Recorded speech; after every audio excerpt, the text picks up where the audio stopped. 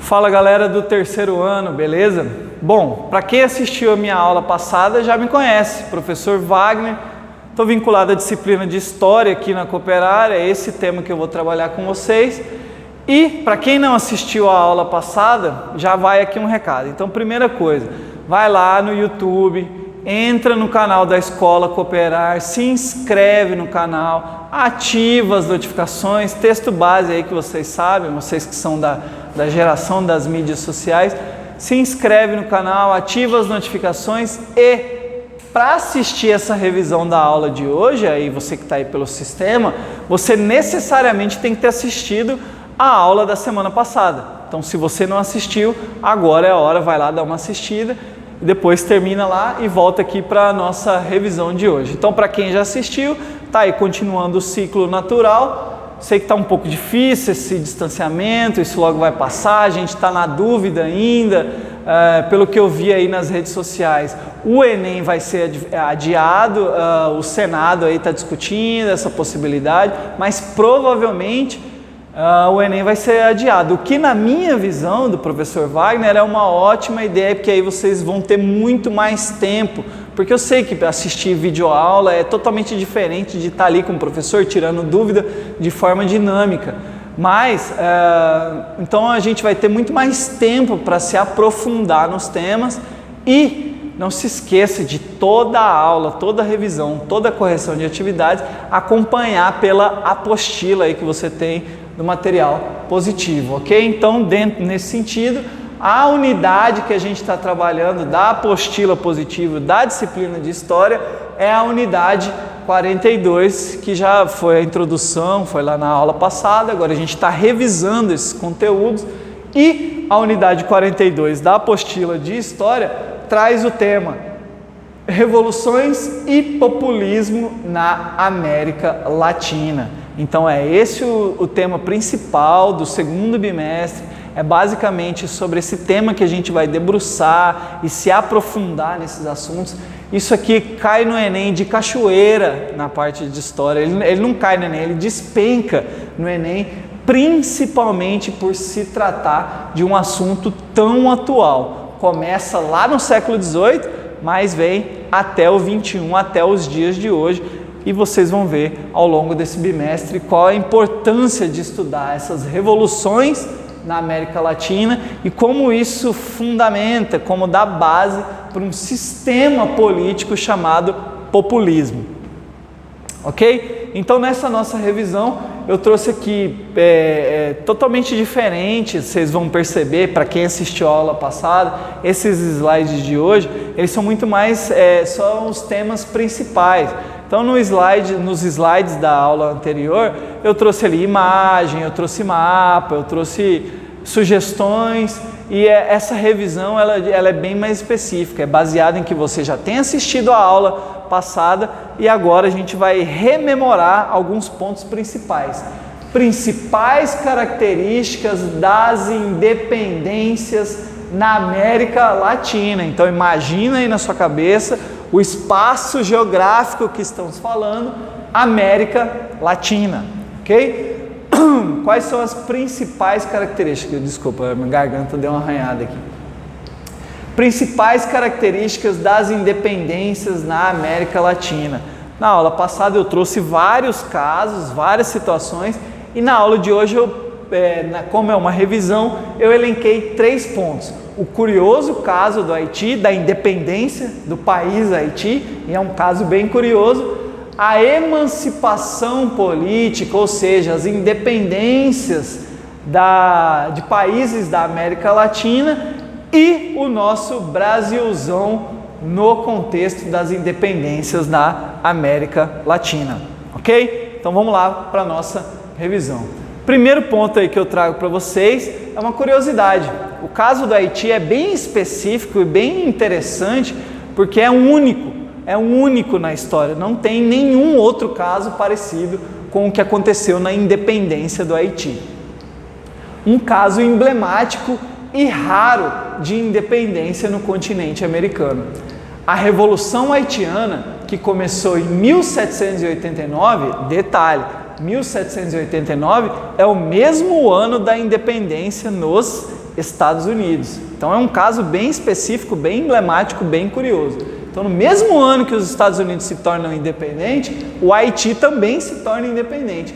E essa revolução uniu os negros que viviam no local exercendo trabalho compulsório. Trabalho compulsório, terceiro ano, é escravidão, tá? Trabalho compulsório é sinônimo de escravidão, em combate contra a escravidão e os abusos dos soberanos. Então, o caso do Haiti é raro, é específico exatamente por isso. É a única vez na história das Américas, pelo menos, em que negros escravizados conseguem tomar o poder e ainda libertar, tornar o país independente.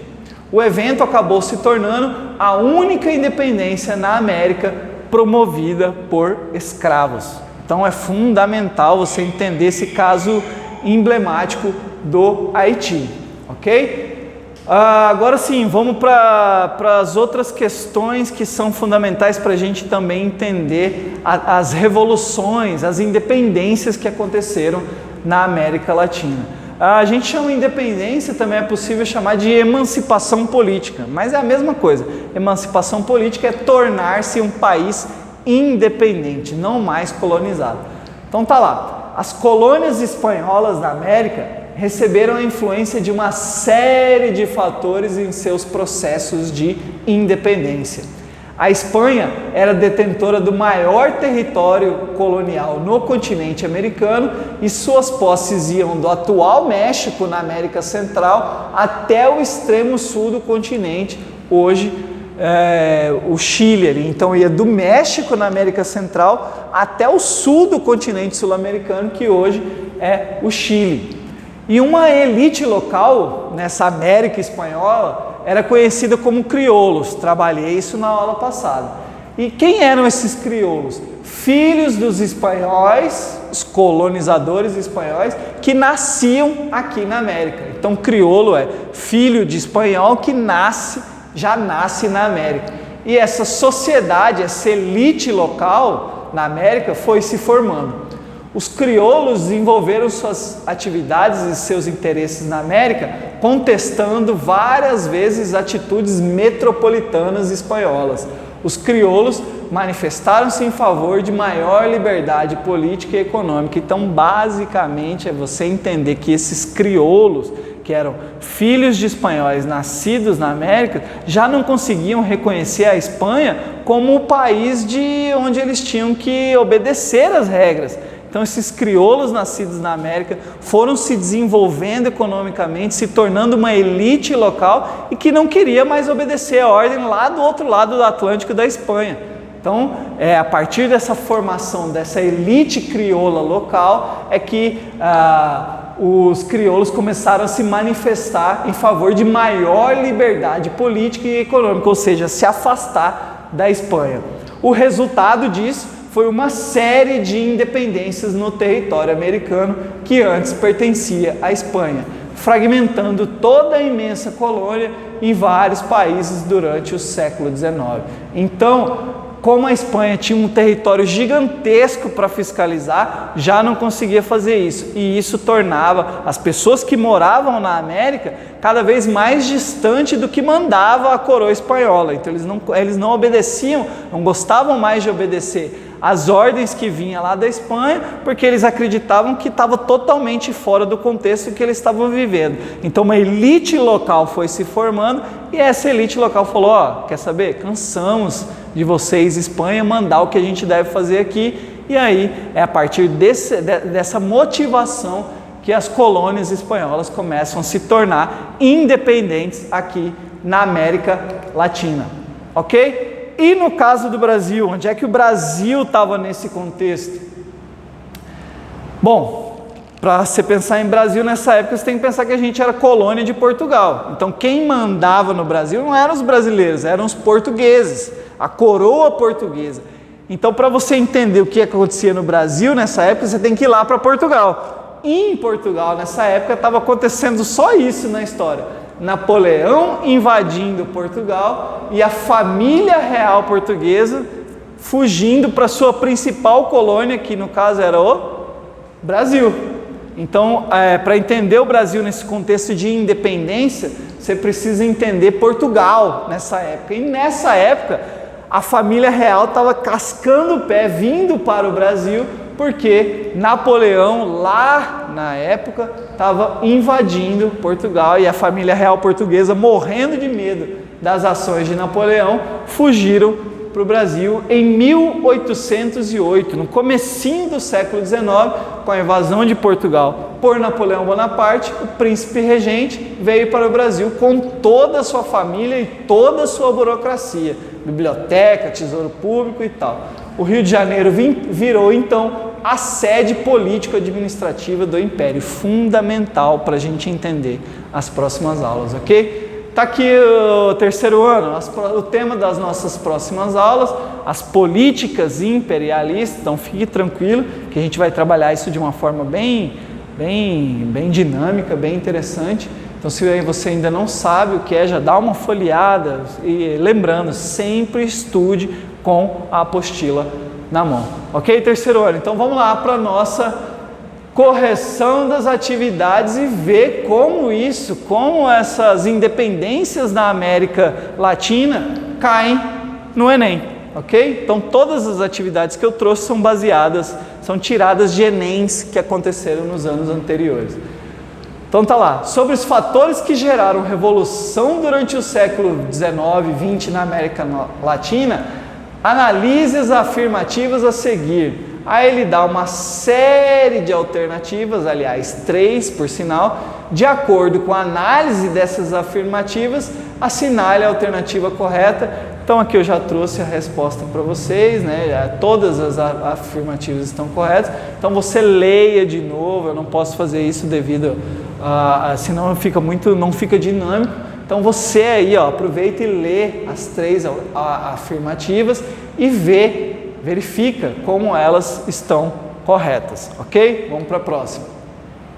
Essa aqui era de verdadeiro ou falso, então eu basicamente trouxe 2 slides, um com todas as opções e a resposta VF, VVF, para você encaixar aí e ver. Então, assim, são alternativas que falam desde o Estado Novo, que já é o século XX, e as independências da América Latina no século XIX. Então essa questão é muito interessante porque ela trata as independências da América Latina no século XIX e como isso influencia o Brasil do século XX e XXI, inclusive, ok? Então tá aqui, você lê com calma, aliás, você já deveria ter feito isso, né? E assinalar a alternativa que contém a sequência correta de cima para baixo, que ficou a alternativa C, VFVVF. Então você lê de forma calma, tranquila, e depois vai marcando verdadeiro ou falso. E qualquer dúvida que você tem agora ou teve lá naquele momento em quando você fez as atividades, é só entrar em contato aí pelo sistema que a escola vai repassar essas dúvidas para mim, ok? A quarta questão. É uma ideia grandiosa pretender formar de todo o novo mundo é a América, tá, gente? Uma única nação com um único vínculo que liga as partes entre si como um todo. Frase interessantíssima e profunda. Já que tem uma só origem, uma só língua, mesmo costume, uma só religião, deveria, por conseguinte, ter um só governo, que confederasse os diversos estados que haverão de se formar. Mas tal não é possível, porque climas remotos, situações diversas, interesses opostos e caracteres dessemelhantes dividem a América. É um trecho de uma carta para a Jamaica que Simão Bolívar fez, um personagem histórico, incrível, que ele mostra como que não dá para definir a América como uma coisa só. É uma coisa extremamente diversificada. O texto foi escrito durante as lutas de independência na América Hispânica, ou na América Espanhola, que é o tema da nossa aula, inclusive. Podemos dizer que, então você tinha que ler o trecho, entender que ele foi escrito durante lutas de independência na América Espanhola, para poder dizer que a alternativa D, conforme afirma na carta, Simão Bolívar declarou diversas vezes seu sonho de unidade americana. Só que ele mesmo sabia que isso era impossível, mas em sua ação política e militar reconheceu que as diferenças internas eram insuperáveis. Ok? Última questão. Uma das diferenças essenciais entre a independência da América Espanhola e a independência da América Portuguesa ou brasileira está no, essa aí está de graça, método político adotado. Está lá na primeira aula, ainda trouxe um slide dividindo o método político da América Portuguesa, o método político da América Espanhola. Haja vista que a América Hispânica predominou o modelo republicano, enquanto no Brasil adotou-se o modelo monárquico de monarquia. Então a diferença essencial entre a independência da América Espanhola e brasileira é que uma adota um sistema político e a outra adota o outro. A América Espanhola, o sistema... Então o sistema republicano e a América Portuguesa, o sistema monárquico. Então tá, muito obrigado, até a próxima aula. Se cuide, cuide da sua família.